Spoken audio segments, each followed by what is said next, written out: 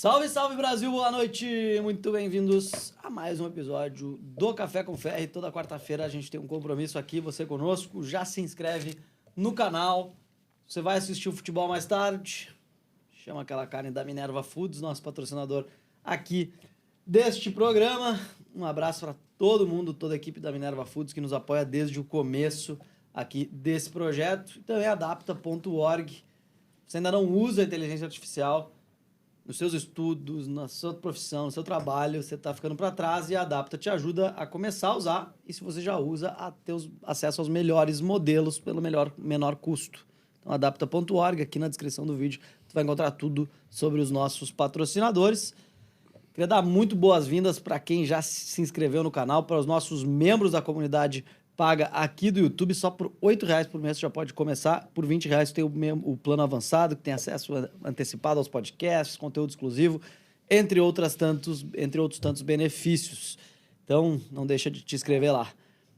Rafael Ferri, boa noite. Boa noite a todos, bem-vindos ao podcast que mais cresce no Brasil. De longe o melhor, ainda não uma hora, em breve também uma hora, o podcast dos formadores de opinião. Senhoras e senhores, em um oferecimento Minerva Foods e Adapta.org, Andréa Vermonte, a nossa convidada dessa noite, psicanalista, neurocientista, filósofa, reconhecida por uma abordagem inovadora e por descomplicar temas da mente humana para o grande público, também nas suas redes sociais. Andréa, muito bem-vinda ao podcast. Eu queria começar com mais uma pergunta, talvez polêmica, que é: a religião pode substituir a terapia? Jamais. As pessoas religiosas podem ter menos propensão a algum tipo de transtorno? As pessoas o que a religião pode mexer com a cabeça da pessoa? têm mais propensão a transtornos. Porque o que acontece com o religioso? Em geral, ontem até o Caio Fábio repostou um vídeo meu falando sobre isso. 60% das pessoas que estão dentro das religiões acabam desenvolvendo algum tipo de transtorno. Por quê? Porque nós fizemos o inverso, e aí chame Deus, ou natureza, ou universo que você quiser, você que está do lado daí. Mas vamos pensar num Deus judaico-cristão, que ele diz que nos criou lá no Gênesis segundo a sua imagem e semelhança. Então, nós somos imagem e semelhança de Deus, só que nós fizemos o inverso. Nós criamos um Deus à nossa imagem e semelhança. Então, não somos nós que nos parecemos com ele, nós criamos um Deus que se parece conosco. Então, é um Deus que magoa, é um Deus que tem preconceito, é um Deus que não está feliz com o nosso comportamento, é um Deus que está o tempo todo te avaliando, e é um Deus que você nunca está pronto. Você sempre está devendo alguma coisa, você está sempre aquém da expectativa desse Deus. Quando eu estou num lugar onde eu estou sempre aquém, isso gera um adoecimento psíquico. Você imagina 20 anos você dentro das fileiras de uma religião onde você nunca é bom o bastante, onde você nunca está pronto o bastante, aonde sentir prazer é um problema. E aí a gente vai lá naquela cisão platônica entre o mundo das ideias, né, utopia, e o mundo real. Existe um lugar onde eu vou poder viver plenamente, onde eu vou poder viver com prazer, mas aqui não é lugar para isso, aqui é lugar de expiação. A minha carne ela é um problema, e aí eu estou falando da maioria das religiões. A minha carne e a minha materialidade é um problema, eu querer ser bem-sucedido é um problema, eu querer ganhar dinheiro é um problema, os ricos não entrarão no reino dos céus, sentir prazer é um problema, beber é um problema. Tudo que é humano é um problema. Você imagina isso 20 anos na sua cabeça. Então, a chance de você psicotizar e adoecer ela é imensa. Ontem, inclusive, o Caio Fábio falava sobre isso. Ele falou: André foi muito positiva no número dela, de 60% das pessoas que estão nas religiões estão adoecidas. Esse número vai estar aí muito maior que isso, acima de 70%, segundo ele. Mas eu ainda prefiro parar no número de 60% das pessoas, e aí são algumas teses, depois posso enviar os links da onde essa informação sai. Então, a religião, estou falando da religião, não estou falando de Deus. A religião, ela começa a descumprir o papel dela. Porque religião vem do latim religare. Em algum momento, pela minha percepção pessoal e pela minha vida e pelas minhas ideias e pela minha trajetória, eu me desligo de Deus. E aí eu preciso ter uma ponte que me liga novamente. A religião deveria estar a esse serviço. Só que a religião, atualmente, ela faz o serviço do retorno. Já viu quando você você erra na estrada e aí o GPS recalcula a rota e faz você pegar o primeiro retorno e volta com você? A religião, em vez de nos levar para Deus, ela nos devolve para o homem. Então, a grande maioria das religiões não leva para Deus e volta para o homem. E aí você está ali sujeito a lideranças, a crenças pessoais, a comportamentos ditados pela própria religião. Ah, não pode fazer isso, não pode cortar o cabelo, não pode se vestir assim, tem que fazer uma oferenda tal dia, não sei o quê, que pode acontecer isso. Isso é plenamente humano, isso não é divino, isso é um retorno do homem para o próprio homem. Então, o sonho, a religião que caminharia junto e que seria saudável, seria a religião que cumpre o seu papel, de nos religar. É a religião que me tira da imanência e me leva para a transcendência, que me tira desse mundo carnal, desse mundo que não tem uma resposta por si mesmo, e me leva para um lugar que responde às questões que eu não consigo responder. Essa seria uma religião que faria muito sentido. Acabei de perder minha irmã agora há 30 dias atrás, numa situação absolutamente bestial. E aí, quando você pensa em Deus, aí Deus, se é que Deus tem um papel a cumprir, mas ele cumpre o papel, porque a vida por ela mesma, ela é muito sem sentido. Então, quando você deixa alguém num cemitério e vira as costas, ainda mais numa condição que não tinha nada a ver com doença, nem com nada, e muito súbita, a vida é absolutamente sem sentido. E aí a vida só ganha sentido quando você vira as costas e pensa, ela não está ali, o corpo dela não está ali mais, eu vou encontrá-la na eternidade, ela está num lugar muito melhor. Então, quando a religião me leva para esse lugar de entender a imanência na transcendência, a religião cumpre seu papel. Quando a religião faz o papel do retorno, ela me adoece. E aí eu posso afirmar isso categoricamente. Se a religião não te leva para Deus, se ela te volta para o homem, ela vai te adoecer inevitavelmente. Eu queria que tu diferenciasse o sociopata do psicopata e como a gente pode identificar esse tipo de transtorno no dia a dia. O psicopata, os dois são dois transtornos, na verdade não são dois, é o mesmo, né? A psicopatia e a sociopatia, elas nascem... Características diferentes. É isso, nascem do mesmo lugar com características diferentes. Tanto o psicopata quanto o sociopata tem a grande questão dele é uma dificuldade gigantesca de ter empatia. Na verdade, não é nem que ele tem dificuldade, é que ele realmente não tem. Ele nasce com esse defeito no software. Hoje, a psiquiatria vai afirmar isso categoricamente. Nasce-se psicopata ou forma-se durante a vida psicopata? As duas coisas. Eu preciso nascer com alguma questão no software, na anatomia, na fisiologia cerebral, e eu preciso ter um ambiente que propicie a manifestação do transtorno. Então, a gente fala o seguinte, que é um transtorno que ele tem duas perspectivas, a genética e a epigenética. Então, eu nasci e eu preciso ter um ambiente que me propicie. Qual que é a diferença da sociopatia e da psicopatia? O sociopata ele vai estar na sociedade de forma mais corriqueira, de forma mais comum, e ele, em geral, não chega ao crime. Só 0,3% de quem tem transtorno de personalidade antissocial chega ao crime, que são os psicopatas. O sociopata ele vai viver no meio da comunidade de forma muito tranquila, ele vai viver na sociedade, o que é muito difícil para o psicopata, por isso transtorno de personalidade antissocial, ele tem uma dificuldade gigantesca de conviver na sociedade. O sociopata já tem essa habilidade um pouco maior e ele vai atuar em situações de destruição não do corpo, mas de tudo por onde ele passar. Então, ele vai destruir sua carreira, ele vai destruir seus relacionamentos, ele vai destruir sua autoestima, ele vai matar do mesmo jeito, só que ele não mata o corpo. Então, talvez essa seja a melhor distinção. O psicopata é mais violento? O psicopata é mais violento, mais agressivo e mais objetivo. O sociopata ele vai conduzir isso de uma forma que lembra um pouco a empatia, mas sem ser. Então, eu diria que talvez o sociopata ele vai se demorar mais nas questões. O psicopata é mais agressivo e mais pontual. Ele tem um objetivo fixo e ele não está muito disposto a esperar esse objetivo se demorar para que ele concretize. Os sociopatas estão entre nós, então, CEOs de empresa, políticos, aos milhares aí, entre nós na sociedade comum. Mas essas profissões, elas trazem um perfil maior de sociopatia. Psicopatia e sociopatia, todos nós temos traços, o que não quer dizer que se configure. Então, também é importante falar sobre isso. Existem traços, mas para que se configure, tem todas as questões envolvidas. Tanto o psicopata quanto o sociopata, ele vai procurar alguém com 3 características: por vulnerabilidade, pelo próprio prazer ou por algum interesse. Então, eles vão procurar pessoas extremamente vulneráveis ou pessoas que eles têm interesse. Então, vamos supor que o Ferri tenha um network excelente e eu seja uma sociopata. Eu vou querer muito estar com ele, ter amizade com ele, porque me interessa bastante. Ou pelo próprio prazer. Às vezes, ele não tem nenhum interesse, a pessoa não é vulnerável, mas ele vai ter um prazer em se aproximar e destruir aquela pessoa. As 3 características que vai chamar a atenção num psicopata para escolher as vítimas.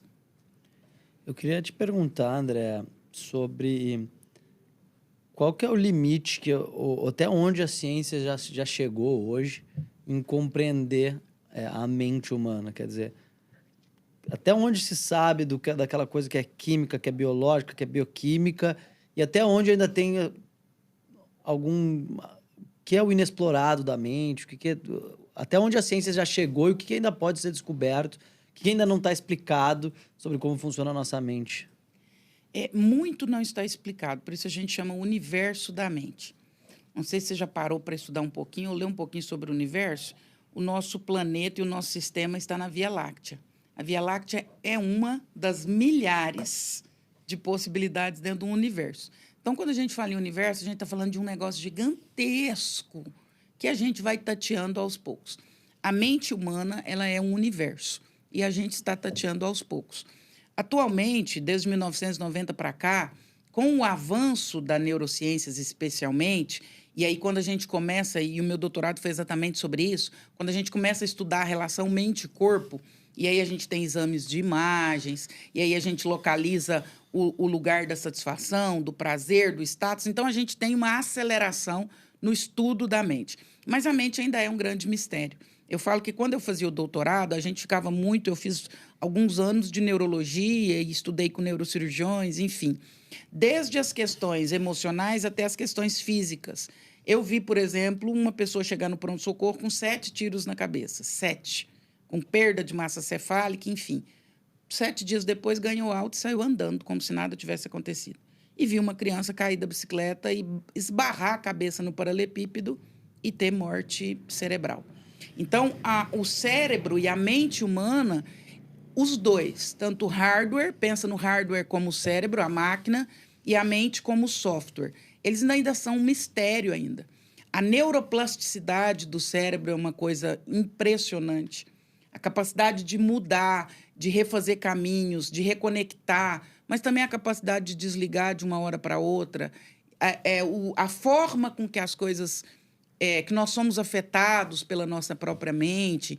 Então, eu sou uma estudiosa e uma apaixonada pela mente.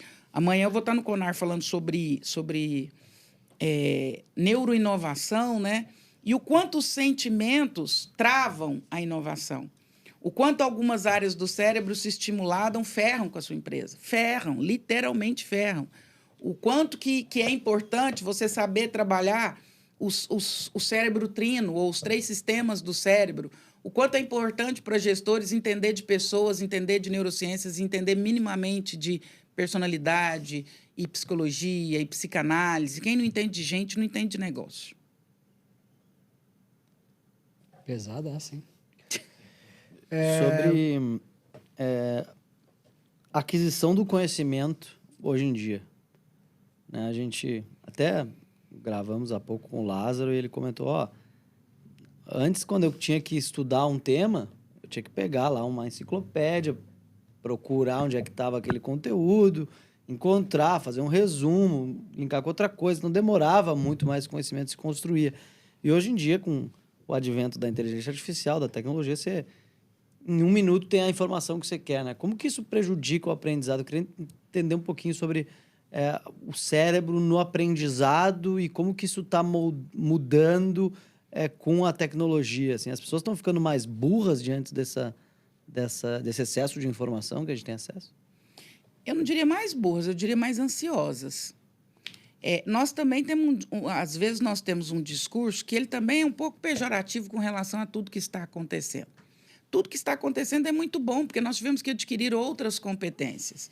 Então, o menino ele não fica lá se desgastando 2 semanas lendo a enciclopédia Barça, mas ele tem que saber fazer o prompt na IA para que a IA traga a resposta correta. Ele vai precisar fazer ajustes, ele vai precisar de entender de temáticas para que ele possa usar a inteligência artificial da forma correta.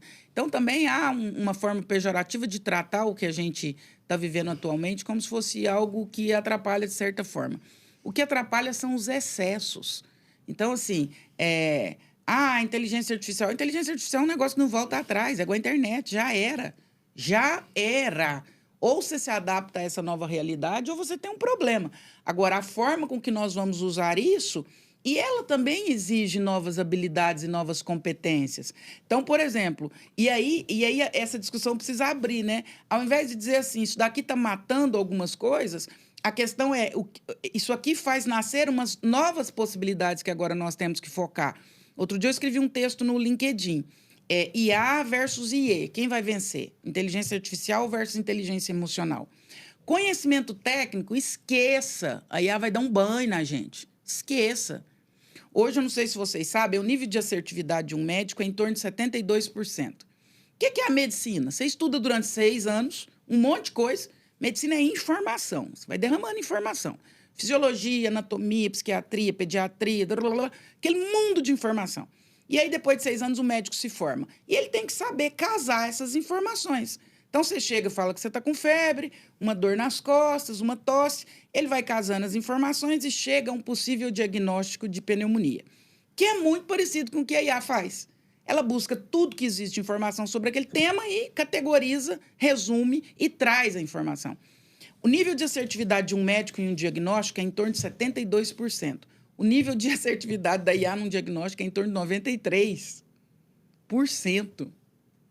Então, não dá para concorrer. Então nós vamos substituir os médicos pela IA? Não. Eu falava isso com meu esposo outro dia, que é arquiteto, quando começou o advento da inteligência artificial. Falei, você já pensou a sua carreira a partir da inteligência artificial? Não. Falei, então pense. Tudo que a inteligência artificial puder substituir em arquitetura, isso vale para todas as profissões, ela irá fazer. Não duvide, porque ela é muito melhor que nós. Eu tenho que focar naquilo que ela não vai substituir. Então, IA ou IE, quem vence?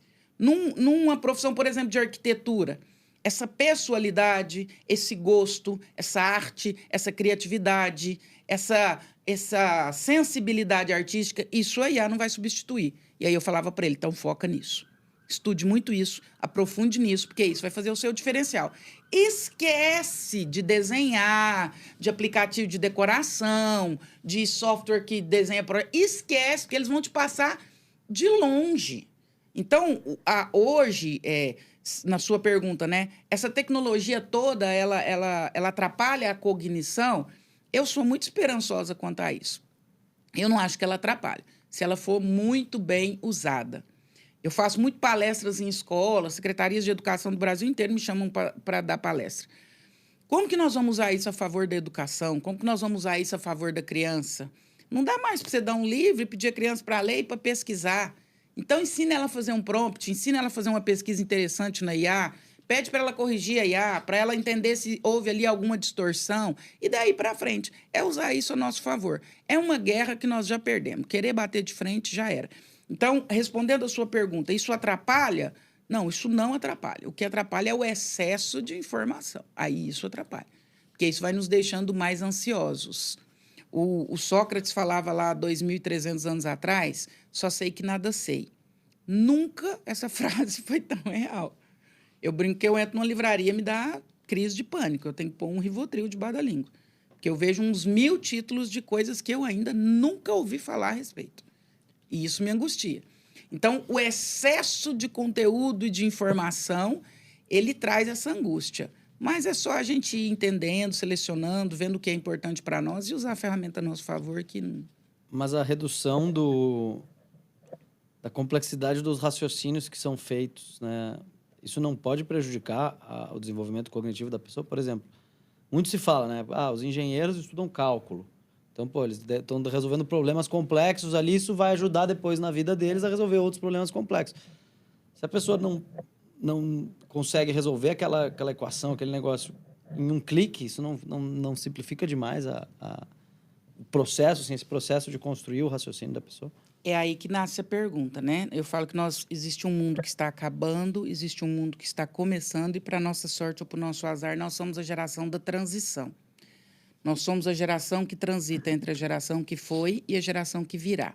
Nesses momentos, sempre sobram perguntas. Faltam respostas. Nós não temos respostas para muita coisa. Quem vai ganhar dinheiro e quem serão as empresas que vão se dar bem para os próximos anos? Empresas que venderem respostas ou soluções. Sua pergunta foi muito boa. O engenheiro fazia cálculo e isso ajudava ele a desenvolver pensamento complexo. Agora, num único clique, isso se resolve. Boa pergunta. Como é que nós vamos ensinar ele agora a desenvolver pensamento complexo? Será que não seja a hora de rever os currículos? Será que nós não vamos criar um curso aí com uma nova metodologia que ensina a pessoa a desenvolver pensamento complexo? Olha o tamanho aí da demanda.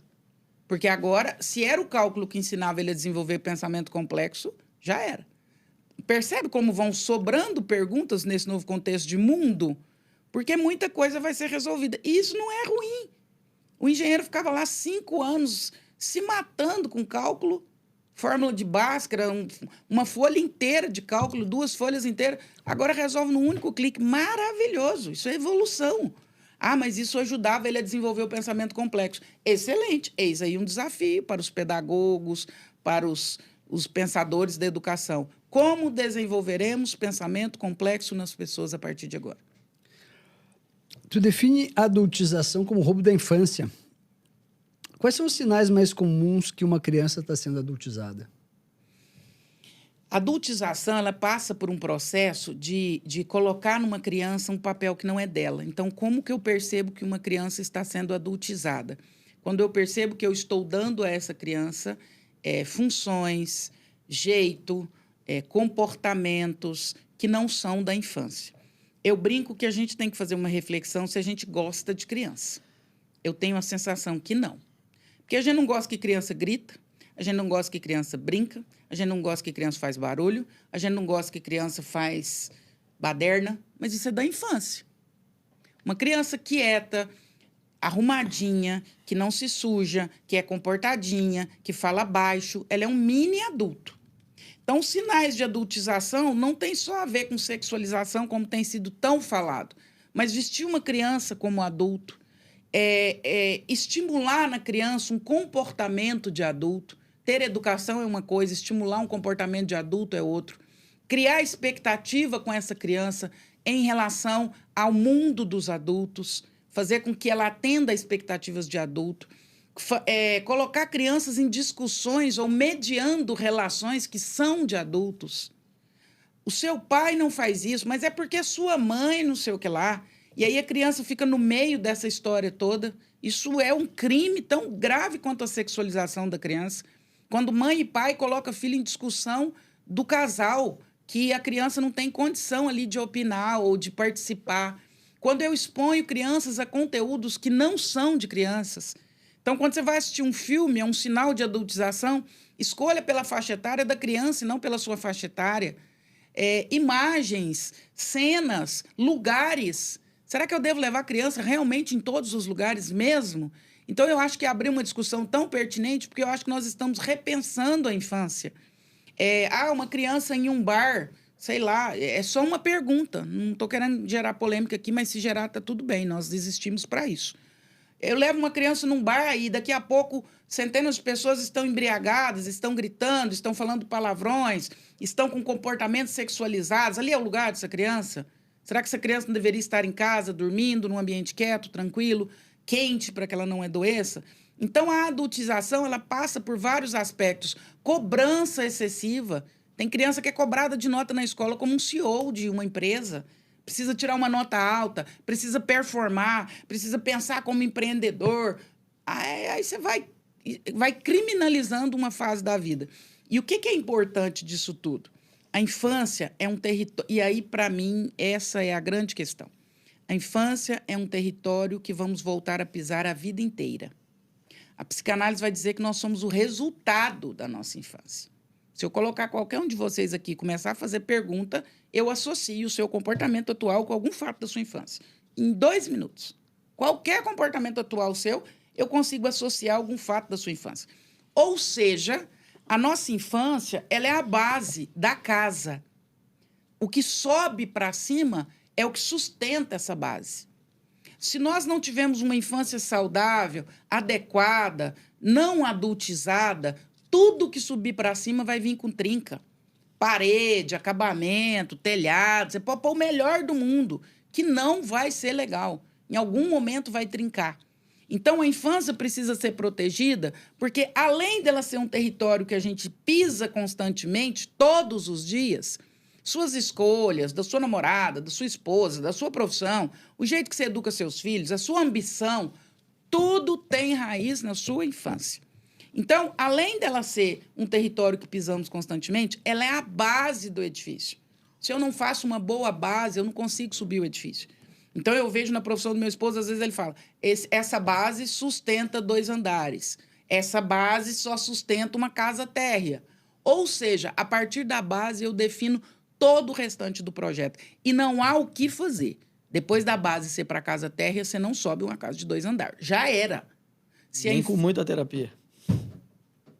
A terapia vai te ajudar a reelaborar, a sofrer menos, a não parar no trauma, a se ressignificar, mas você vai voltar sempre naquele lugar e vai ter que se esforçar sempre para sair daquele lugar. Nunca vai ser natural. Tu acha que o Felca, ele fez aquele vídeo ultra polêmico para ajudar realmente as crianças ou para ganhar audiência? Ah, com certeza para ajudar.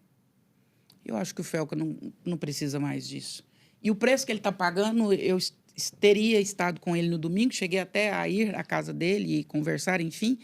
O preço emocional de tudo que ele está pagando seria muito caro para simplesmente a audiência. Que conselho tu daria para os pais que acham bonita essa história de as crianças se portarem como adultos?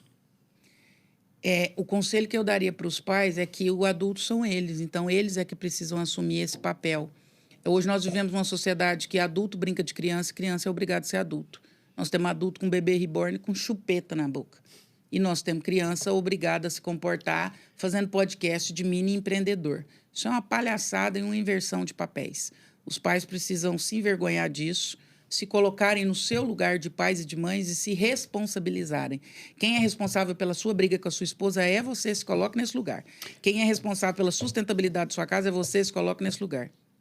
Que consequências emocionais e comportamentais a adultização pode trazer? Só para a gente fechar esse tópico. Milhares. Você vai criar uma criança com uma expectativa extremamente alta e isso pode gerar insegurança. Isso pode gerar ansiedade. Você vai, se a criança é adultizada por participar do relacionamento dos pais, você pode um futuro adulto que vai ter dificuldade nos seus próprios relacionamentos. Se você sexualiza uma criança cedo, com certeza e absolutamente com certeza, ela vai desenvolver problemas com a própria sexualidade no futuro, desde problemas de transtornos específicos até uma grande dificuldade de se relacionar com outras pessoas, uma sexualização muito cedo. Eu digo que são crianças adulteradas. Aquelas crianças que estavam com Ítalo são crianças adulteradas. O que é adulterar? É quando você compra alguma coisa e o lacre está rompido. Arrebentou com o lacre. Não há garantia de que o produto mais seja original. Crianças originais, eu até arrepio quando eu falo disso, porque esse é um tema que mexe muito comigo. Crianças originais não são crianças adulteradas. O que a gente faz com a infância atualmente é um crime. A gente coloca a criança no lugar que não é da criança, a gente cobra de crianças escolhas que não são de crianças, a gente cobra de crianças comportamento que não são de crianças. Não serão adultos saudáveis e eu posso afirmar isso. Outro dia eu gravei um vídeo e eu dizia no vídeo o seguinte: faz o que eu estou te falando com o seu filho. Se daqui 10 anos der errado, você tem terapia de graça, eu assino um contrato. Eu vou atender seu filho se der errado. Porque gente falsa não muda a essência. Porque falsidade tem a ver com caráter, e caráter não muda, o que muda é comportamento. Terapia atua em comportamento, não atua em caráter. Caráter é o que seu pai e sua mãe te ensinou desde pequeno lá dentro da sua casa. Se não ensinou, meu amigo, esquece. Ou se não aprendeu, né? Porque tem gente que não aprendeu. Eu, Andréia, não acredito em mudança de caráter. Uma vez uma vez sem caráter para sempre. E a pessoa falsa, o que ela vai fazer? Ela vai mudar a performance. Ela vai mudar a persona, né? No teatro grego, persona era aquela roupa que você carregava e se transformava em outra pessoa. O falso, ele muda a persona, mas o caráter dele não muda. E eu experimento isso na minha vida, assim. Já pude conviver com pessoas que... E eu tenho uma demora em desacreditar das pessoas. Esse é meu calcanhar de Aquiles. Outro dia, eu não sei que texto que eu estava lendo, que alguém falava sobre isso. Qual é a sua qualidade que te atrapalha? Essa é uma qualidade que me atrapalha. Essa é uma qualidade que me fragiliza. Eu sou muito demorada em desistir das pessoas. Isso eu já tratei até em terapia. Eu levo anos, décadas. Eu vou sempre justificar o seu comportamento. Ah, ele não sabia. Ah, é porque ele é doente. Ah, é porque não sei o que lá, não sei o que lá, não sei o que lá. Só que o falso, ele vai só trocando de roupa, até um dia que você tem que desconfiar e cansar de apanhar, né? E falar, eu quero que você seja feliz, meu amigo, mas alguns quilômetros de distância de mim. André, todo mundo deveria fazer terapia? Todo mundo. Nós deveríamos nascer com um vale, um ticket de terapia, para fazer terapia. É igual você me perguntar se todo mundo deveria tomar banho ou se todo mundo deveria comer. Eu não ouso dizer que eu não preciso de terapia, porque toda hora surge um BO. Toda hora surge alguma coisa que eu não sei lidar. E eu preciso ter alguém com uma visão de helicóptero para me dizer assim, olha, vai por esse caminho aqui, que esse caminho é melhor. Vocês atuam muito com a área financeira e são consultores financeiros. O cara, às vezes, ele está lá com maior grana, está imerso naquilo tudo, mas ele não consegue enxergar os melhores caminhos. E vem um consultor de fora e otimiza, fala, olha, se você fizer isso, isso e isso, você vai ter muito maior rentabilidade. A terapia é esse olhar de helicóptero que vai te ensinar outras possibilidades, vai te dar outras vias. Eu acho condição sine qua non, eu acho imprescindível. Eu acho que todo mundo deveria ter o direito de fazer terapia. E quem que deve fazer terapia com um psicólogo? Quem que deve procurar um psiquiatra? O psiquiatra não faz terapia. Tem vários psiquiatras que fazem psicoterapia, né? Ele faz um atendimento psicoterapêutico. Há uma diferença entre psiquiatra, psicólogo e psicanalista. O psiquiatra vai ouvir a sua demanda para que ele saiba como te medicar. Então, ele vai atuar na sua demanda. Agora, se ele atua como psicoterapeuta, ele não está atuando como psiquiatra. Ele tem duas funções. Ele é psicoterapeuta, e tem mesmo. Tem psiquiatra que especializa em TCC, outros em psicanálise. Então, ele é um psicanalista. Então, ele é um psiquiatra e psicanalista. Mas essa divisão ela é importante. O psiquiatra ele vai ouvir as suas queixas para que ele entenda qual a química está disfuncional e te medique. O psicólogo atua em comportamento, o psicanalista na raiz do comportamento.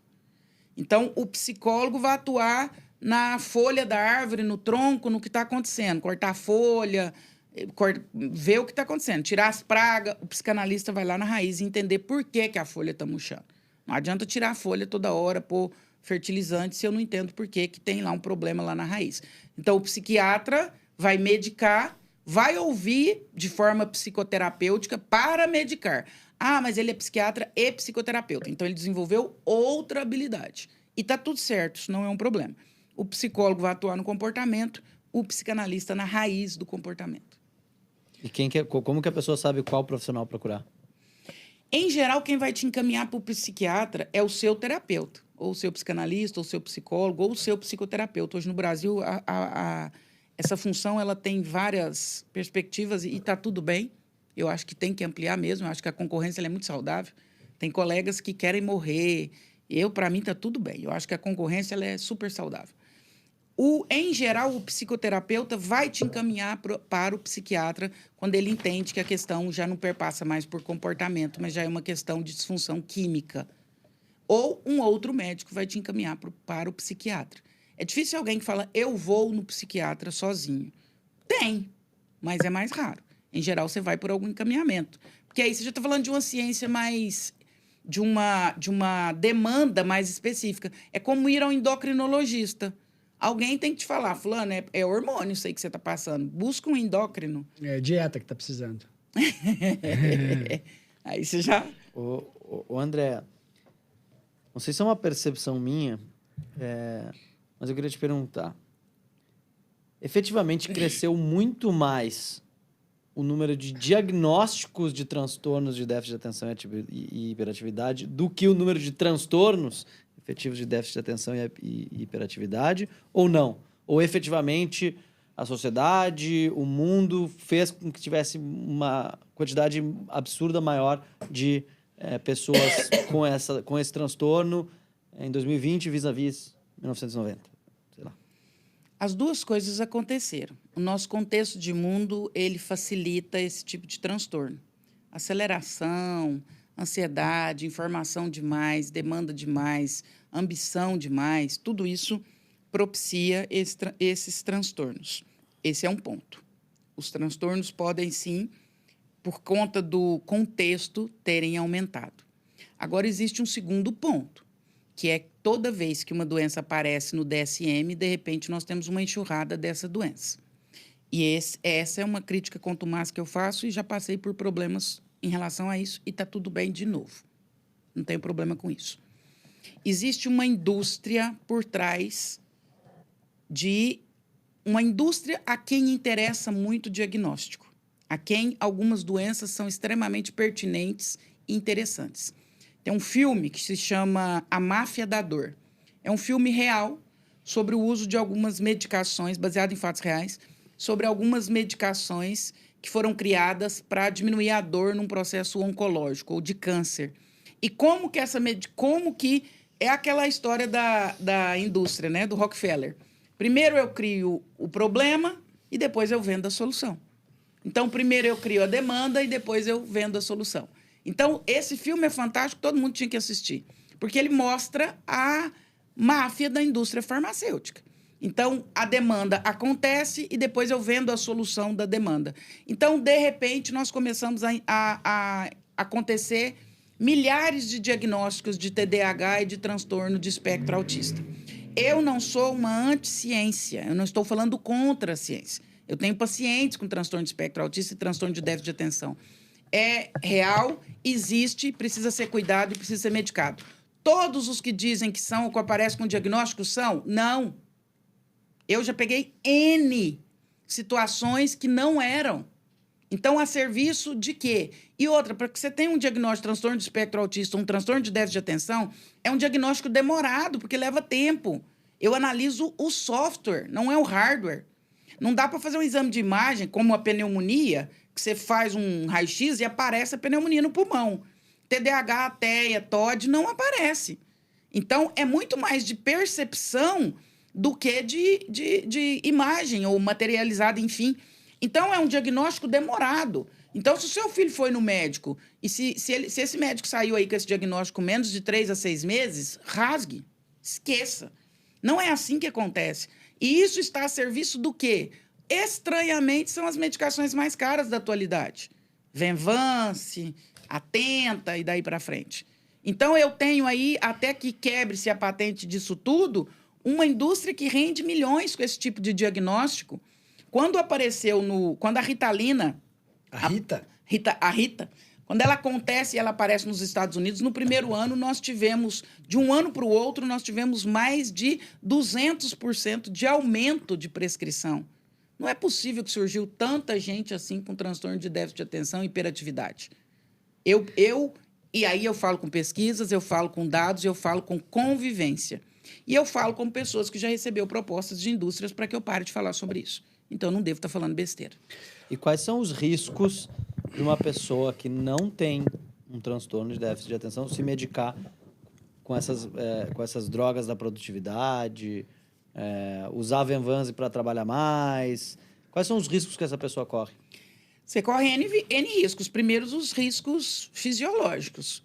Porque é como a testosterona. Se você começa a tomar testosterona sem precisar, seu corpo para de produzir, porque ela está vindo de fora. Então, ele entende que ele não precisa mais produzir. Ali eu já tenho uma questão, porque o meu corpo deixa de fazer aquilo de forma natural. Então, se eu começo a tomar alguma medicação para esse tipo de transtorno, o meu corpo começa a mudar a química dele. O nosso corpo funciona por homeostase, em tudo. O corpo sempre busca o equilíbrio. Então, se você bebe vinho todo dia, o seu corpo fala assim, fígado, vamos nos preparar e gerar toxinas para que a gente dê conta desse vinho, haja visto que o vinho agora faz parte do nosso corpo.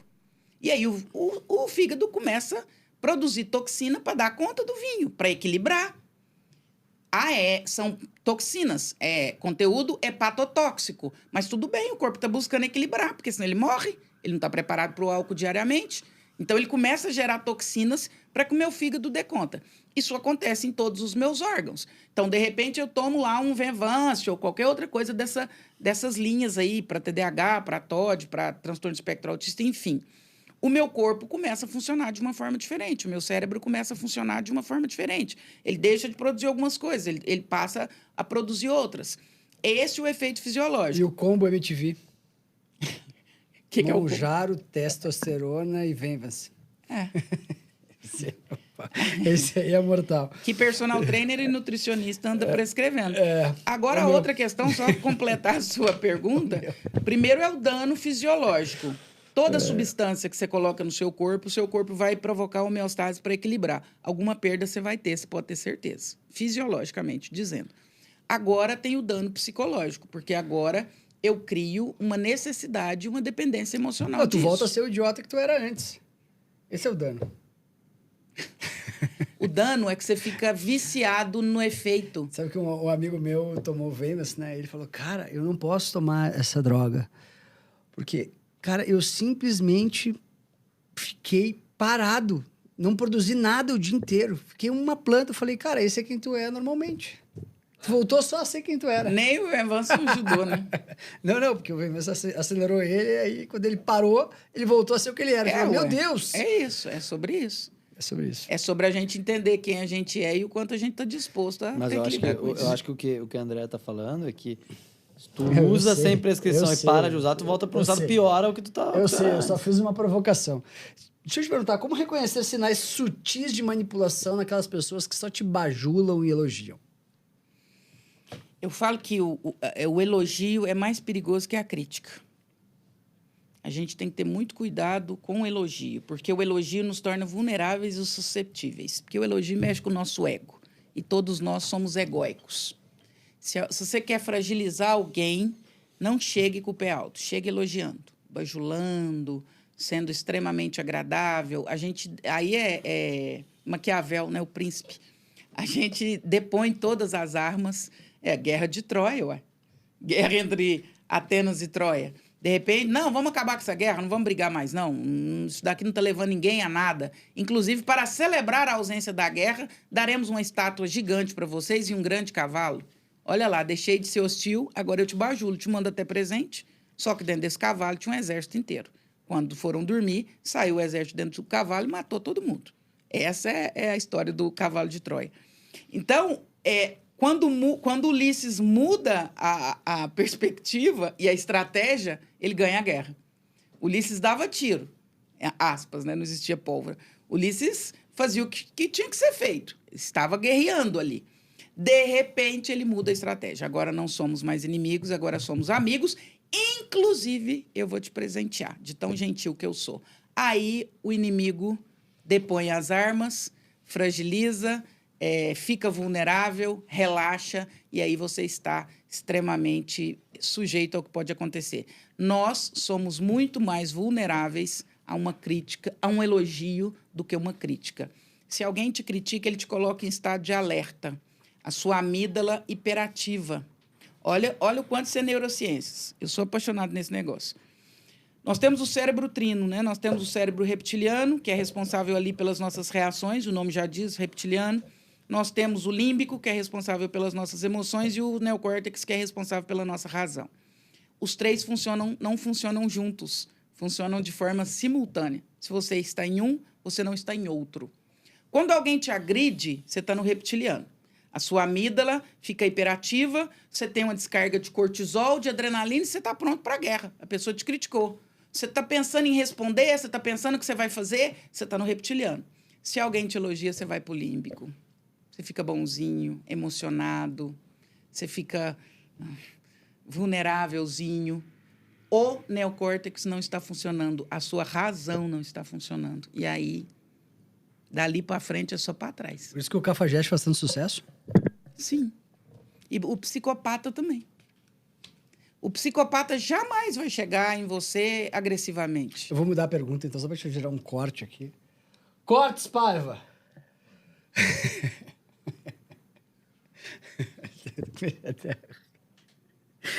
É que ela fala tudo muito bem embasado, cara. Não dá pra não usar como corte isso.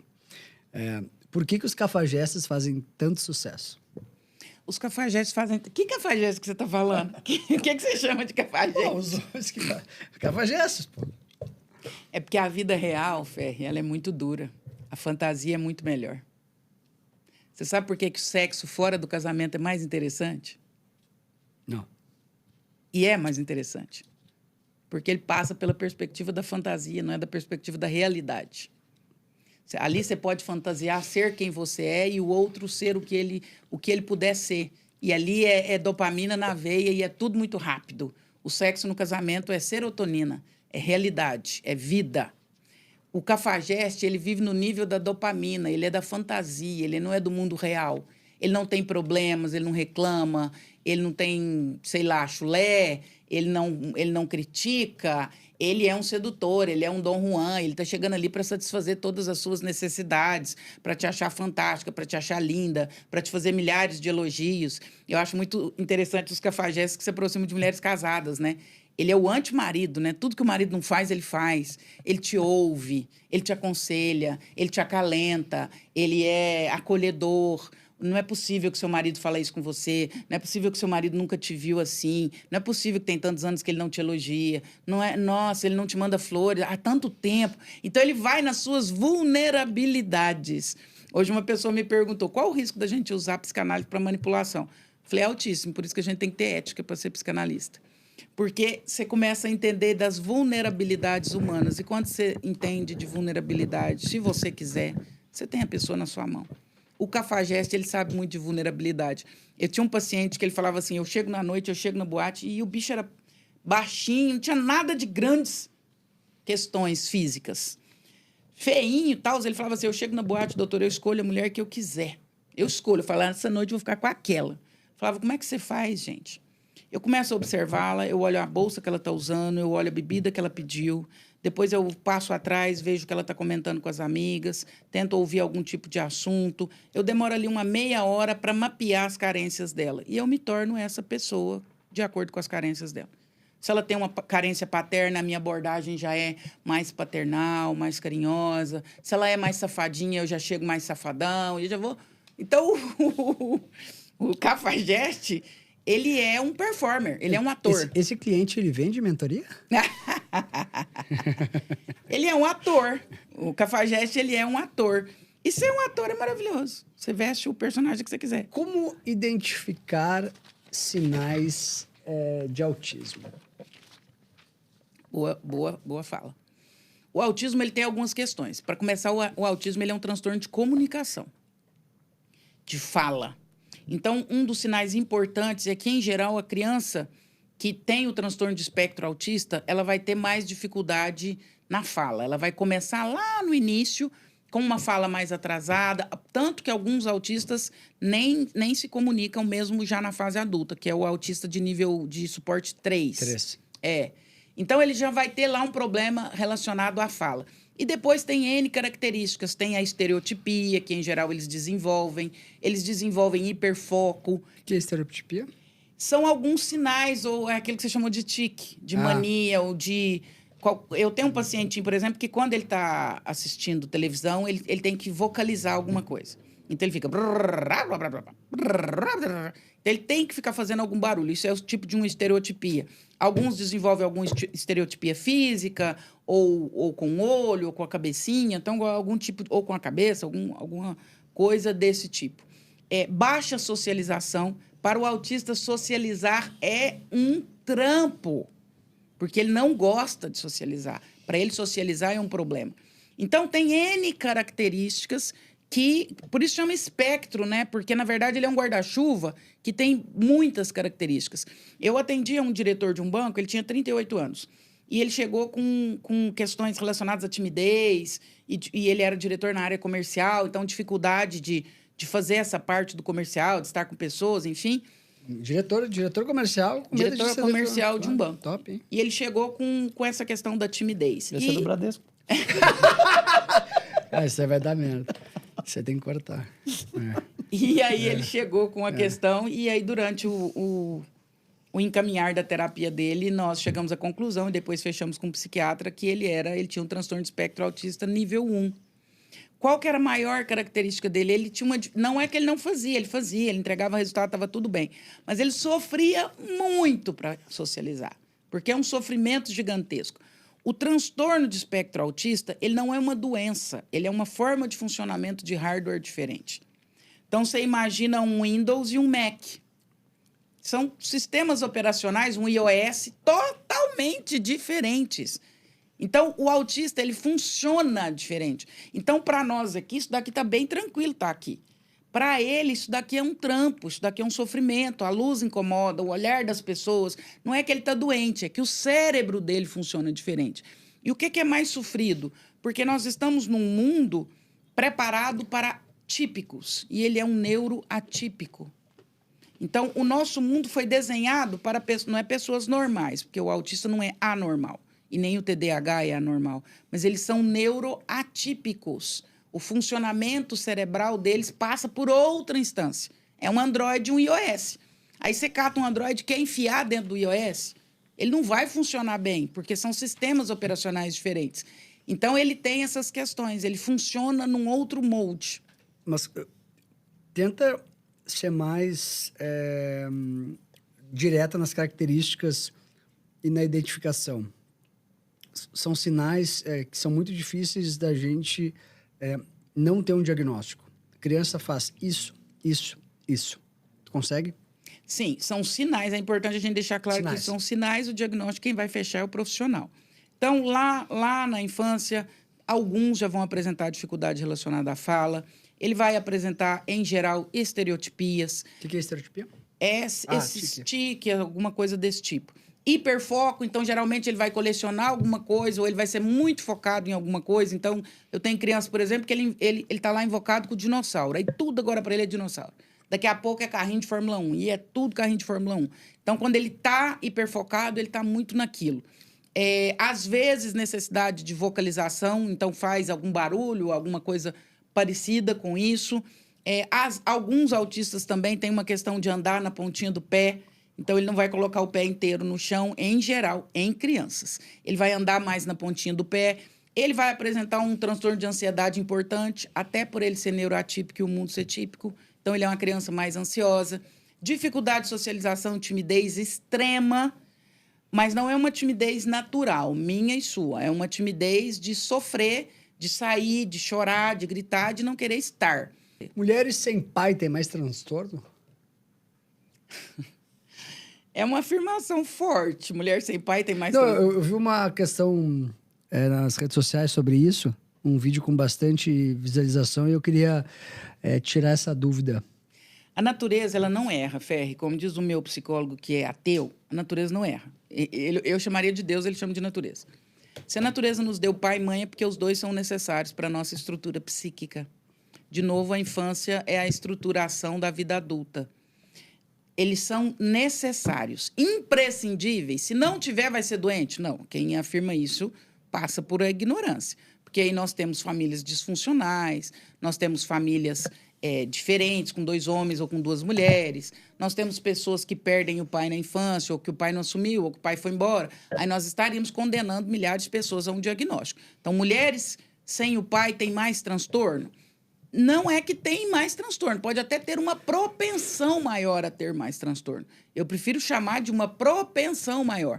Que tipo de transtorno? Carências afetivas, dificuldade de relacionamento, dificuldade com o masculino em si, dificuldade com a sua própria feminilidade. Aí esse leque vai abrir bastante. Posso afirmar que elas têm mais transtorno? Não, mas eu posso afirmar que o pai é uma necessidade na estruturação psíquica. O Freud vai dizer que é muito necessário introjetar o masculino e o feminino. Precisa ser o pai? Não. Tem gente que é criado com o avô. Tem gente que tinha um vizinho que era referência masculina. O pai morreu, mas o vizinho, para ela, era uma referência masculina.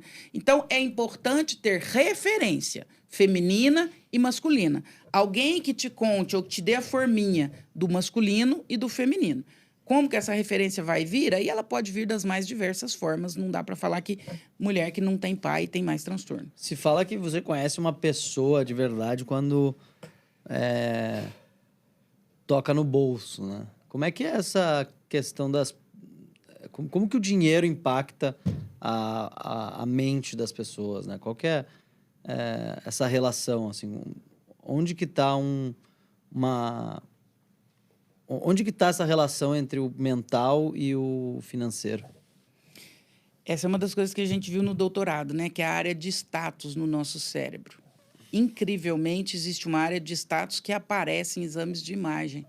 Então, você coloca imagens para homens, né? Para mulheres é de bolsa, de outras coisas, mas para homens, de uma Ferrari, de uma Porsche, e você vê algumas áreas específicas no cérebro sendo hiperativadas.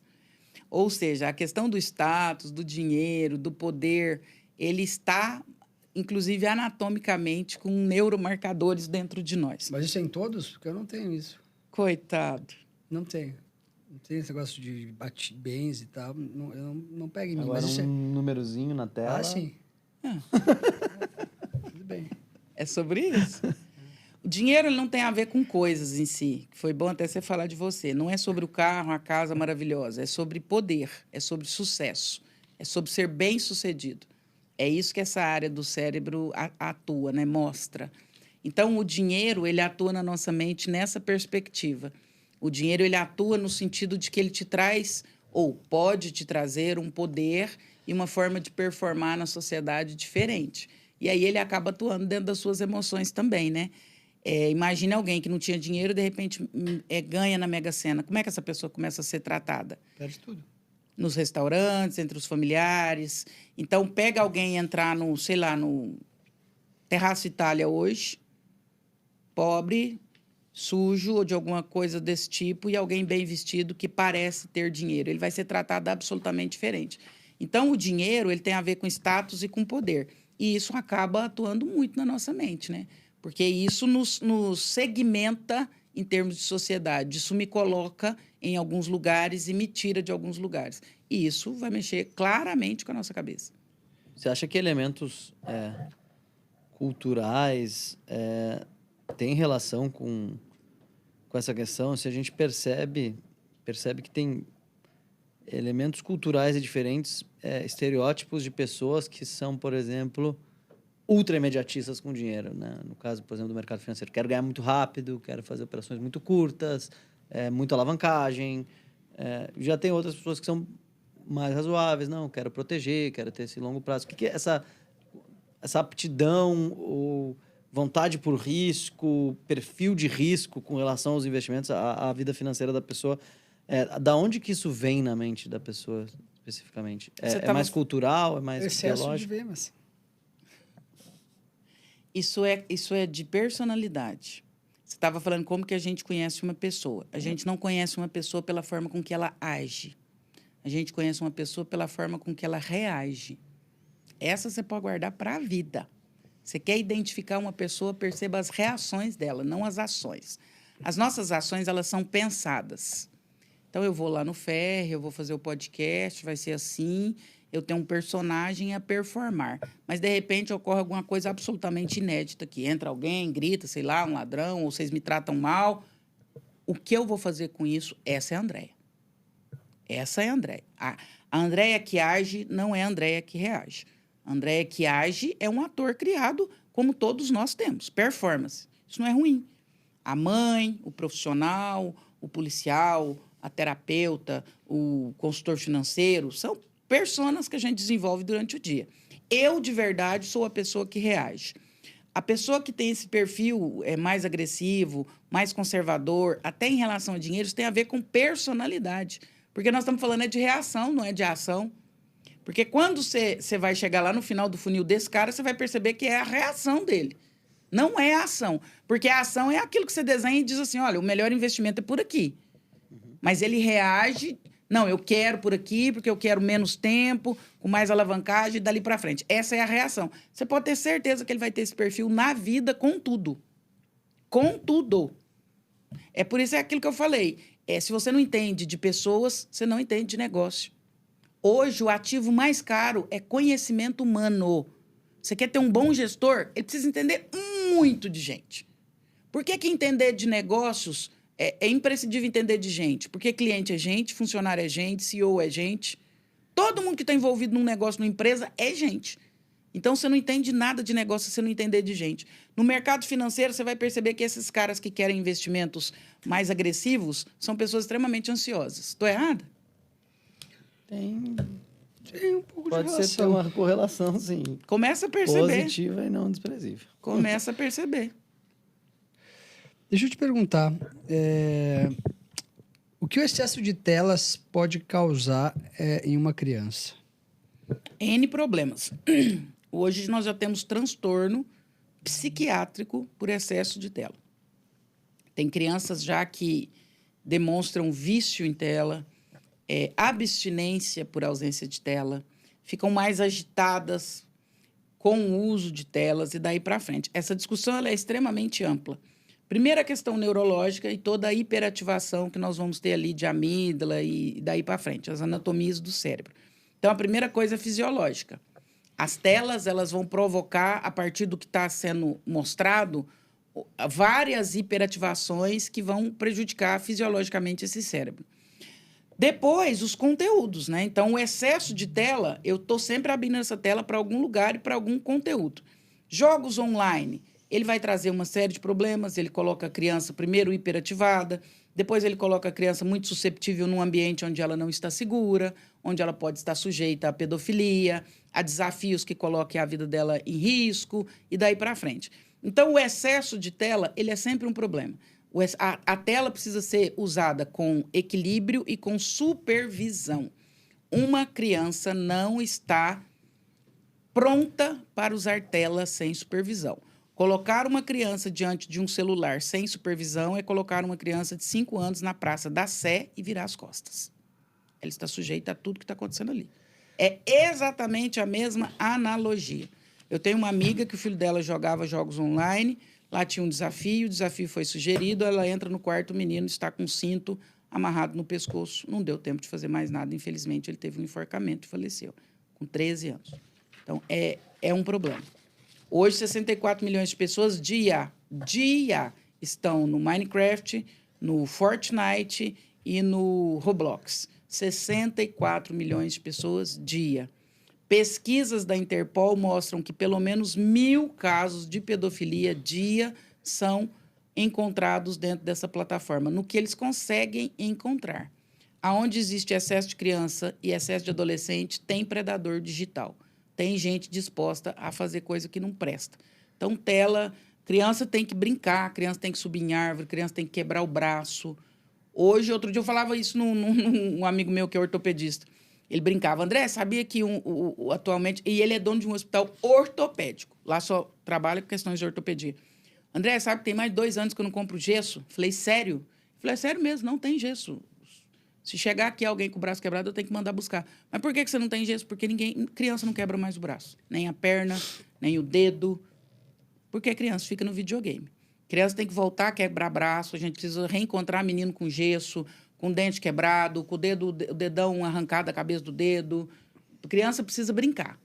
Inclusive fisiologicamente. Para desenvolver musculatura, para que a musculatura fique mais longa, para que a fibra muscular cresça, para que as articulações se desenvolvam melhor, para que ele possa aprender a resolver problemas complexos, para que ele possa aprender a socializar, para que ele possa aprender a lidar com a dor. O computador e a tela, ela faz um mundo simulado. O computador você não machuca, você morre, mas você renasce, você conversa anonimamente com as pessoas e fala absurdos e não é penalizado por isso. O computador ou a tela, computador, televisão, celular, eles simulam um mundo que não é real. E aí as crianças crescem num mundo virtual. E aí elas não estão preparadas para o mundo real. Aí você vê aquele cara com 30 anos que conversa com a moça 2 meses pelo celular. Mas a hora que ela quer um date, um encontro ao vivo, ele não consegue. Porque ele é o cara no aplicativo, mas ele não consegue conversar, manter um diálogo com a mulher, porque ele viveu no simulacro. Como que a gente identifica uma criança que precisa de uma intervenção médica de um comportamento infantil normal? Boa pergunta. Como identificar uma criança que precisa de uma intervenção médica? Você está falando de saúde mental? 2 questões importantes em criança que precisam de intervenção. Primeiro, ansiedade. Segundo, depressão. Então, talvez sejam as 2 únicas possibilidades de atenção para uma criança. Crianças deprimidas são raras. A criança tem a alegria por essência. Perceba que uma criança ela não caminha, ela saltita. Olha uma criança andando na rua, a coisinha mais bonitinha do mundo. Eles pulam, parecendo um coelhinho. Sim. Depois a gente vai crescendo e vai aterrando, vai pondo o pé no chão. A criança tem a alegria por essência. Criança deprimido é muito raro. E quando tem, é por problema dos outros. Raramente é por problema dela. As pessoas me perguntavam em consultório, você atende criança? Não atendo. Por quê? Você não gosta de criança? Amo criança. É porque, em geral, criança nunca é o problema. Sempre o problema é relacionado à família ou ao entorno.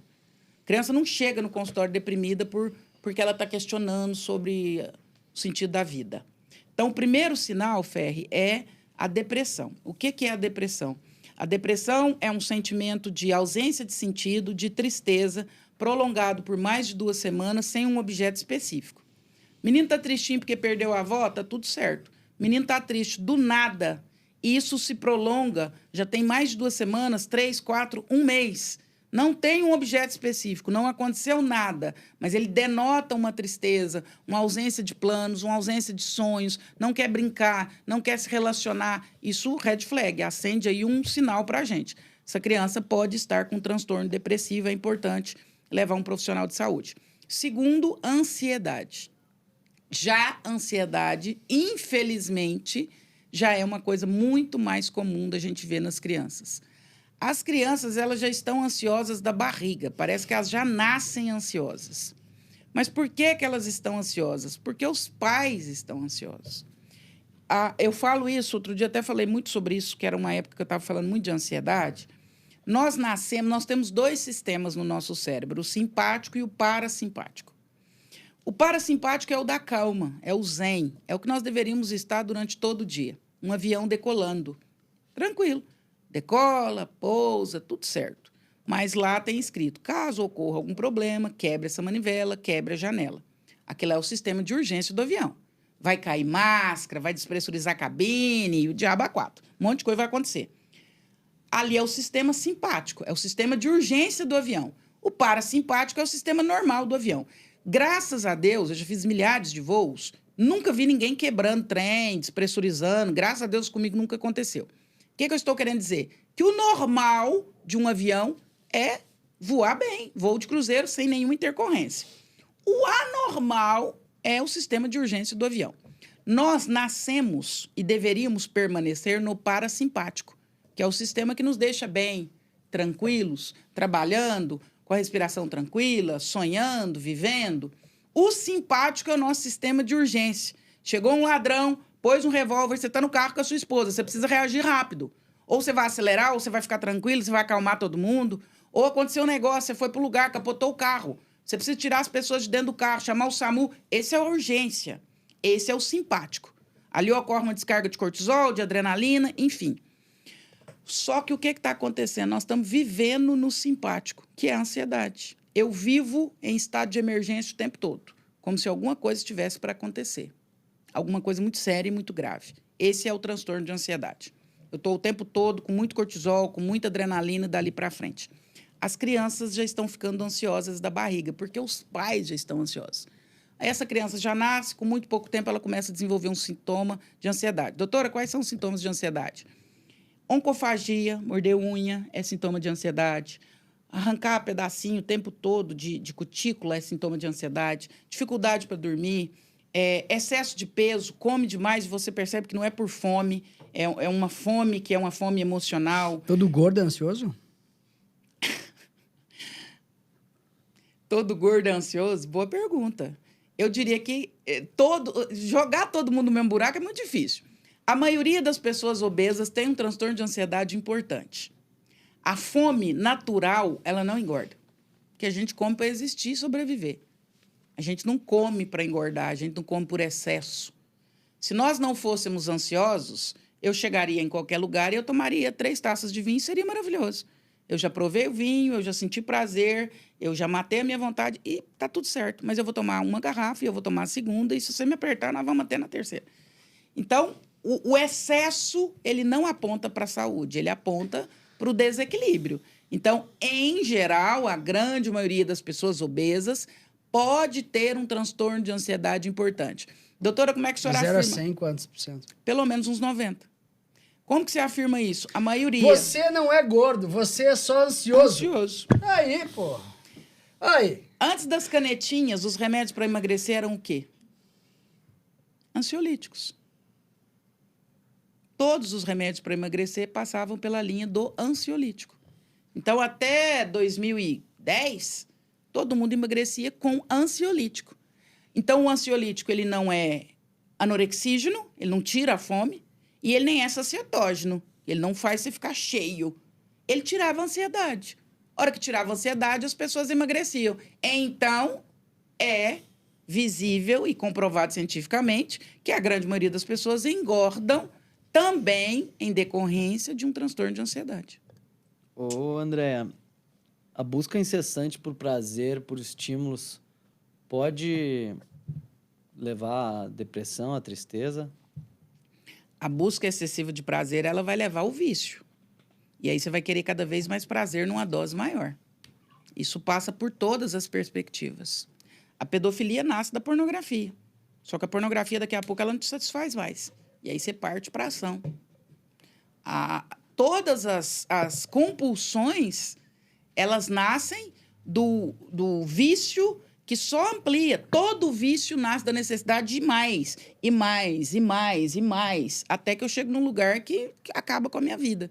Então, todas as compulsões, elas apontam para esse lugar, para o lugar do excesso, para o lugar onde eu vou chegando e que eu preciso cada vez de mais estímulo. Então, dopamina. Eu tenho uma dose de dopamina, vou no exemplo aí, por exemplo, da pornografia. Eu tenho uma dose de dopamina importante com a pornografia. E aí eu quero cada vez mais estímulos e coisas diferentes, e coisas diferentes, e coisas diferentes, e eu vou ampliando isso, porque o meu cérebro vicia naquele platô de dopamina. E agora eu preciso de uma dose maior e mais rápida. E aí ele vicia naquele platô, e agora eu preciso subir. Isso vai acontecer com o crack, vai acontecer com a cocaína, vai acontecer com a pornografia, vai acontecer com todas as compulsões em geral. A indústria farmacêutica tem interesse econômico em crianças medicadas mais cedo? Com certeza. Quanto antes eu ganho cliente, eu tenho uma vida longa para esse cliente dentro da curva gigante. Se você pegar um cliente seu aí do investimento financeiro, é mais rentável para você que ele fique na sua carteira 1 ano ou 12? 12. Pronto. Quanto antes eu pego o cliente, mais tempo de extensão eu tenho. Você acredita de verdade que um menino que começa a tomar Ritalina ou Venvanse ali com 10, 12 anos, algum dia ele vai se livrar de alguma substância química? Dificilmente. O cérebro, até os 18, nem formado está. O nosso cérebro, anatomicamente, só conclui a sua formação entre os 18 e os 21. Aí eu coloco substâncias que vão mudar, inclusive, a formação do meu cérebro, a anatomia do meu cérebro. E você acha de verdade que em algum momento você consegue se livrar disso? Você vai ter uma dependência, você vai ter uma alteração fisiológica e uma dependência emocional e psicológica gigantesca. Tem gente que não faz mais reunião se não tomar Venvanse. Tem gente que não faz mais sexo se não tomar Tadalafila.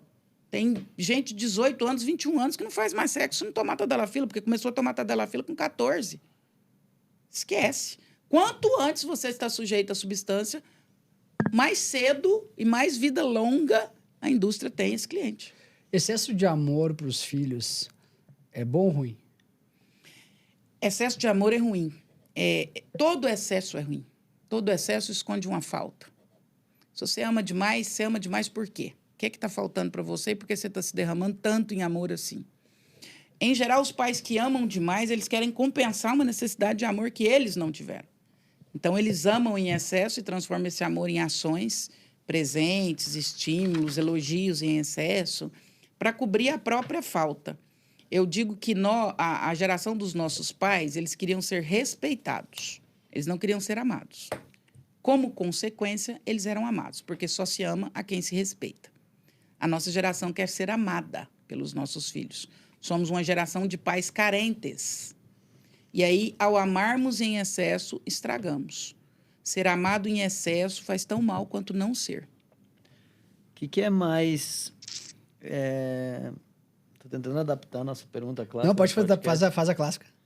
O que é melhor, dinheiro ou poder? Não, o que é mais atraente? Poder ou dinheiro? Para mim, Claro. dinheiro. E para a mente humana? Eu não sei das outras mentes, mas poder... O que você vai fazer com poder? Quantos por cento da população tu acha que tem a síndrome de Dunning-Kruger? O que é síndrome de Dunning-Kruger? Quer ler aí? Eu tenho bastante cliente que tem esse problema. Lê aí pra ela o que é. Tá, não sei. Não, bota no Google, cara, não tem aí na pauta. Sinceríssimo, né? Como tratar a insegurança? Como tratar a insegurança? Tratando a autoestima e tratando o autoconhecimento. Pessoas inseguras são pessoas que não se conhecem. Quando você sabe quem você é e o potencial que você tem, você não é inseguro. Você só é inseguro porque você não sabe quem você é. E você não sabe o potencial que você tem. A síndrome de Dunning-Kruger é um viés cognitivo identificado por psicólogos David Dunning e Justin Kruger em 1999. Descreve a tendência de pessoas com baixo nível de conhecimento ou habilidade em uma área superestimarem a sua própria competência nesse assunto. Nossa, eu já tinha lido a respeito. É o que mais tem atualmente, né? Nossa, o mercado financeiro tem muito. Qual que foi a sua pergunta? Quantos por cento da população tem essa síndrome? Na atualidade, com redes sociais, eu acho que quase todo mundo. É os né? especialistas de corte de... O povo Instagram. é muito engraçado. O povo não que não deva, eu acho até que deve sim. Mas tem pessoas que vão discutir psicanálise comigo na rede social ou saúde mental que eu vou lá no perfil para ver quem é, para falar, nossa, mas não é possível. Essa pessoa não está falando isso para mim, não. Usualmente é gordo. Deixa eu te perguntar. Famílias desestruturadas afetam o sucesso profissional de alguém? Com certeza. Famílias desestruturadas afetam tudo. 75% das pessoas que estão nos complexos penais, eu adoro o número, vem de famílias desestruturadas. 75%. Então, se você quer ferrar a sua família, já sabe. A dica está aqui. Ué. A família é a base, né? E aí chama-se de família, cada um a sua perspectiva. Quem sou eu para dizer o que é família? Família são as suas multiformes manifestações. Mas a família, ela é a base da sociedade. É ali que você simula todos os cenários. É ali que eu brinco que irmão, quem não tem irmão está perdendo, porque irmão te ensina como se ferrar na vida e como lutar contra as adversidades, porque os seus irmãos são seus primeiros adversários, os que mais criam problemas na sua vida. Dali para frente, você aprende a fazer isso com outras possibilidades. A família ela é a simulação da vida real, ela é o cenário da vida real. É na família que a gente aprende autoridade, é na família que a gente aprende ordem, é na família que a gente aprende hierarquia. Filho que não obedece pai e mãe vai ser um terror na empresa. Vai causar problema para líder, para supervisor, vai ser uma droga. Se eu pudesse, eu sou muito metida, né? No melhor sentido dessa palavra. Eu revolucionaria o recrutamento e seleção. Eu ia fazer outras perguntas absolutamente disruptivas. Pela sua resposta, eu já ia falar, esquece. Eu já fui gerente de universidade corporativa. O que você erra na contratação, você não conserta com treinamento. Esquece. Tem que ser bem contratado. Para ser bem contratado, nós deveríamos fazer umas perguntas absolutamente disruptivas. Como é que você trata seu pai? O que você gosta de comer? Se lá na sua casa você chegar à noite e não tiver janta, como é que você reage? Eu penso no iFood. Já não contrata, frouxo. Daí para frente, vai fazer um ovo, vai fritar um bife, vai abrir um pão, vai fazer... Tá com 12 anos, tá dentro do quarto com o ar-condicionado ligado, pedindo iFood 24 horas por dia. Não sabe dar um tapa no pão de queijo, não sabe pôr um pão de queijo passar, tá doido? Você acha que aqui dentro da sua empresa que ele vai performar bem? Ele não obedece o pai dele, ele peita o pai dele. Você acha que ele não vai te peitar como líder? Você acha que ele vai te obedecer? Na casa dele, ele não sabe o que é hierarquia. Você acha que é aqui que ele vai saber? Esquece. Na casa dele, ele acorda a hora que ele quer, ele faz o que ele quer. Ele é que manda. Você acha que ele vai se subjugar alguém? Meu pai era policial militar, era engraçadíssimo. Podia ser qualquer dia, podia ser Natal. 8 horas ele abria a janela. Cutucava a gente, arrancava a coberta. Carinhoso pro caramba. Acorda! Falava, pai, mas hoje é Natal. Cama é pouso, não é morada. Pode levantar. Pai, mas hoje é domingo, nós vamos fazer o quê? Não sei não, inventa. Inventa, mas ficar deitado na cama não vai não. Varrer o quintal, vai caçar um trem, vai ajudar sua mãe, vai brigar, vai caçar um trem pra vocês fazerem, mas ficar deitado... A gente cunha um ser humano na família, nos primeiros anos. Se você não fez isso, esquece. Tem uns homens que eu vejo andando na rua, eu sou, como diz a Bia, né, doutora Ana Beatriz, eu sou uma voyeur de ser humano. Eu adoro ficar sentado olhando as pessoas, assim, do nada. Tem uns homens andando na rua que eu vejo só pelo jeito de andar, eu falo, vai virar nada disso aí, não. Frouxo, mole. Tudo mole, com a calça mole, com cinto mole, sem cinto, andando de qualquer jeito. Não, firma. Firma a coluna, senta direito, come direito. Isso tudo a gente aprende em casa. Cala a boca, que quem manda sou eu. Não vai por quê? Porque não. Cala a boca, eu gosto, essa é boa. Eu amo calar a boca. Amo mandar calar a boca. Menina, eu acho perfeito mandar calar a boca. Hoje em dia tem uma doença forte nas redes sociais que está pegando toda a juventude, a comparação. Eu queria que tu falasse um pouco sobre isso. As pessoas, elas estão doentes por causa da comparação. Só existe comparação quando eu tenho algo para comparar. Isso é o fenômeno das redes sociais. Tem um mestrado de uma psicóloga da Unicamp que ela mostra o advento das redes sociais e como aumentou a depressão das pessoas. Porque você está lá, você formou em direito. E aí tem 6 meses, você está lutando para fazer seu escritório, tirar sua AB, e seu amigo posta lá na Áustria, num congresso de direito e não sei o quê, e ele posta o risoto, e você comendo arroz com feijão. E aí você começa a se comparar, e ali você começa a criar um abismo dentro de você. Está todo mundo se dando bem, só eu que estou ferrado. Então, a rede social, ela permite esta comparação, porque ela abre uma janela de um mundo diante de mim. Então, eu vou pegar ali mulheres da minha idade, 48 a 50 anos, aí eu vou seguir aquela bolha. Aí eu vejo aquelas mulheres viajando, eu vejo os maridos delas maravilhosos. Aproveito para fazer um convite formal a Silvia Braz aqui, porque eu gostaria de morar na vida da Silvia Braz. Que vida. Não é? Então, tem algumas vidas que... Não é? Quem é a Silvia Braz? Você é uma refletadora. Tem alguns maridos perfeitos, com os corpos maravilhosos, daí para frente. Aí você vai fazendo comparação. Se a gente não tem comparação, se você não tem referência, não tem comparação. Às vezes a própria conquista da pessoa acaba parecendo menor, né?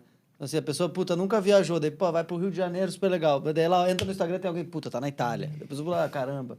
Eu, até 7 anos de de vida, eu era a pessoa mais feliz do mundo. Nós morávamos num bairro em Uberlândia, que era uma fazenda. Essa fazenda foi loteada e meu pai comprou o primeiro terreno. Diga-se, periferia, favela de Uberlândia. E nós morávamos lá, e nós 6 filhos, brincávamos, comíamos o que plantava no quintal. Então, tinha dia que era arroz com couve, aí na época da cenoura, na horta era só cenoura, na época da beterraba era só beterraba. E a gente brincava, tinha fruto no quintal, e fazia, acontecia, e éramos muito felizes. Um dia, minha mãe foi me matricular na escola, e a diretora fez lá um teste, falou com a minha mãe, falou, Dona Maria, ela é muito inteligente, é uma dó a senhora colocar ela em escola de periferia. Matricula ela na escola do centro, tinha essa estigma. Lá o estudo é mais forte, vai ser muito melhor, ela vai se desenvolver bem. Ali começa a minha tristeza. E é real isso que eu estou falando. Isso não estou criando um cenário, não. Porque no dia que eu entrei na escola do centro da cidade de Uberlândia, eu descobri, por comparação, que eu era pobre. E que eu não era tão feliz quando eu imaginava. Então, os meus colegas tinham brinquedos fantásticos que eu não tinha. Os meus colegas iam para a praia todo final de ano. Os pais dos meus colegas buscavam eles de carro e eu ia a pé. Os pais dos meus colegas tinham tênis e eu ia de chinelo. Eu não comprava livro e todo mundo tinha livro. E a professora dava aula para quem tinha livro, não era para quem não tinha livro. E as mochilas eram mochilas maravilhosas. E a minha era um saco, um embornal. Ali, por comparação, eu descubro que eu sou pobre. Eu nunca esqueço de uma professora de francês. Nunca esqueço. Eu falo que eu fiquei fluente em francês por trauma. A professora estava lá ensinando francês e aí ela falou que queria uma mochila, que era para alguém pegar uma mochila que ela ia ensinar a falar mochila em francês. E eu peguei meu embornal. Sabe o que é embornal? Não. É uma sacola quadrada. Minha mãe pegava resto de calça jeans. Minha mãe era costureira. Costurava uma sacola quadrada e punha uma cordinha de jeans. Uma eco bag. É, tipo um eco bag de hoje. Só que feita de roupas velhas. É a tua mãe que criou esse conceito. Minha mãe, se fosse empreendedora, estava rica. Minha mãe fazia esse embornal e era naquilo que a gente punha o material escolar. E aí a professora falou, quem tem uma mochila para eu ensinar a palavra mochila em francês? E eu pego e entrego o meu embornal. Aí ela levanta o embornal na frente da sala e fala, qu'est-ce que c'est?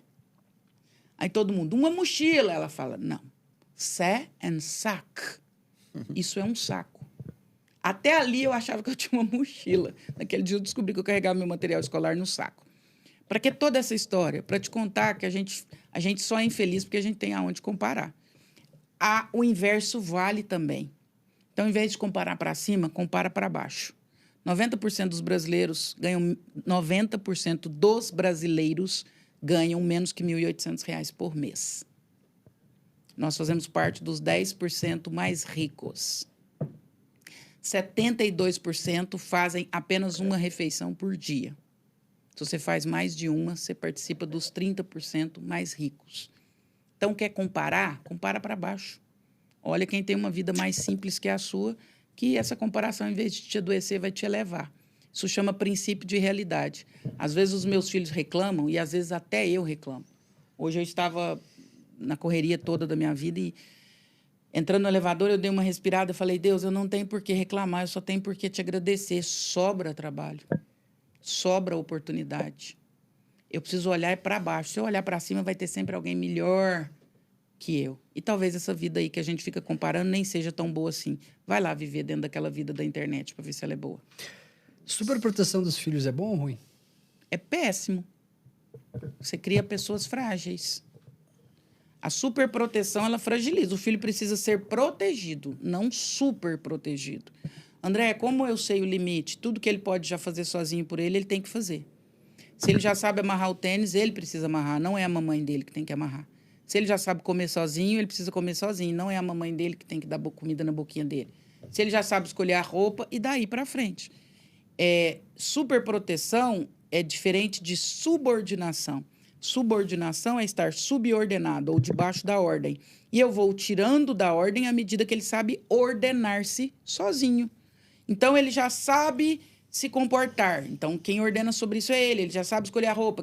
Quando eu hiperprotejo, eu não enxergo esse time. E aí eu tenho um homem de 30 anos que ainda liga para a mãe e pergunta, mãe, eu vou levar minha esposa para jantar, onde eu levo? Mãe, eu vou para uma reunião, que roupa eu coloco? Essa época, na vida dele, já deveria ter passado há muito tempo. Então, são pessoas fragilizadas e hiperprotegidas. Troque a superproteção pela subordinação. Subordinação é deixar ir ordenando-se por si mesmo, até o momento em que você, como pai, não precisa mais ordenar. Pai e mãe bom é pai e mãe que se torna inútil. A gente está... segundo os dados do Banco Central, os jogos estão consumindo cerca de 40 bilhões por mês da população brasileira. Eu queria que tu comentasse sobre essa pandemia, que literalmente é uma pandemia dos cassinos online. Dos bets? Das bets. E que ninguém faz nada, né? Essa é a questão, né? Quem é que vai fazer alguma coisa, né? De novo, é a vulnerabilidade das pessoas, né? E esse número vem muito das bolsas, né? Bolsas família e daí para frente, né? Pessoas que estão investindo dinheiro que seria para o mínimo da sua subsistência em situações de jogos. Tudo tem a ver, o Ferri, com a promessa que é vendida, né? A forma com que isso é prometido. Pessoas em situação de vulnerabilidade são presas muito fáceis. Olha aí o exemplo do que aconteceu com o Ítalo. Pais em situações de vulnerabilidade que colocavam seus filhos para receber em troca uma pensão lá mensal. Pessoas em situação de vulnerabilidade, elas caem muito fácil num discurso de ganho fácil, de facilidades e daí para frente. Somado a isso, pessoas vulneráveis têm também uma facilidade de desenvolver vícios. Então, sejam eles em drogas, em bebidas ou em jogos. Então, isso tudo fala a respeito da alma da pessoa e de como ela está. E aí vem o oportunismo, vem as situações, os grandes monopólios desse tipo de situação e abusa disso. Isso lá na Roma Antiga já existia, é a política do pão e circo, né? Eu dou um entretenimento e eu dou o mínimo e, com isso, eu vou hipnotizando a pessoa. Grandes líderes são líderes carismáticos. A palavra carisma vem da mesma raiz da palavra hipnose no grego. Hitler tinha todos os defeitos do mundo, mas ele era hipnótico. As pessoas ficavam muito encantadas com o discurso, com tudo que ele criava. Grandes líderes são muito carismáticos porque são muito hipnóticos. Então, eles vão propiciar esse tipo de política, de pão e circo. Eles vão dar o mínimo, eles vão gerar o assistencialismo, a dependência, o paternalismo e permitir esse tipo de diversão que não é uma diversão, mas que deixa as pessoas... Tu acha que o Brasil vive de pão e circo? Eu passo quase pela certeza. Vocês são presentes? Sim. Deixa eu só perguntar para finalizar. Não posso falar para finalizar que o Fábio fica louco comigo. Um livro para as pessoas Um livro só para as pessoas entenderem melhor a cabeça humana. Um livro Pra leigos, né? Não, acho que... para leigos. Os signos e as mulheres. Sentido da vida, do Viktor Frankl. Olha aí. Tá aí O a... sentido da vida do Viktor Frankl. E agora, vocês são presentes? Vocês são presentes? Nós temos patrocinadores aqui no podcast que presenteiam Patrocinadores. os nossos Se você queridos não gostou convidados. desse episódio, compartilhe nos grupos de WhatsApp. Se inscreva no canal. Fala, olha que absurdo que essas pessoas estão falando aqui. Ai, essa foi ótima. Se você não gostou, compartilha, é ótimo. Exato. Porque daí compartilha em todos os grupos de WhatsApp. Porque o hater é nosso funcionário sem carteira assinada. Temos uma caneca do podcast pra você Que levar, chique. lembrar desse dia que você esteve aqui com a gente. E eu adorei a caneca. Aqui, ó. Não, a caneca é Minerva top. Foods. Tem o kit de churrasco da Minerva Nossa, Foods. que show. Super kit de churrasco que já vem com a carne, inclusive. Então, Meu Deus. já leva o churrasco, já leva a carne, Você é que é a vegano Minerva ou não? Foods. Sou nada. Sou carnívora. Ó, então a Minerva Aqui Foods veganos choram. traz um kit de churrasco, Não vem nenhum vegano aqui ainda, com né? carne e Então, adapta. se você é vegano e tiver relevância na internet, por favor. A Mande Adapta uma te dá mensagem. 1 ano de acesso aos melhores modelos de inteligência artificial, totalmente Olha, gratuito. que legal. Tudo isso completo dentro da plataforma da Adapta. Eu queria agradecer demais a presença da André Vermont aqui. Uma aula, como vocês puderam perceber, são várias dúvidas pessoais aqui que eu tirei. Aproveitando só, ela falou 5 vezes a pergunta. Que boa pergunta. Então, para você ver a qualidade aqui do nosso métier. Queria agradecer demais a sua audiência.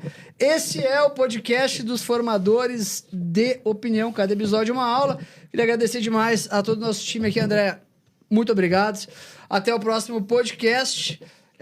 O melhor podcast do Brasil, de longe. Ainda não o maior, também em breve, o maior podcast do Brasil. Um beijo a todos. Muito obrigado, Obrigada. Andréa. Muito obrigado para toda a equipe aqui do podcast. E a você que se inscreveu no canal agora, deixou o seu like nesse vídeo, para o conteúdo chegar para mais gente. Fechado? Obrigado, gente. Beijo. Valeu, Obrigado, beijo. gente. Beijo.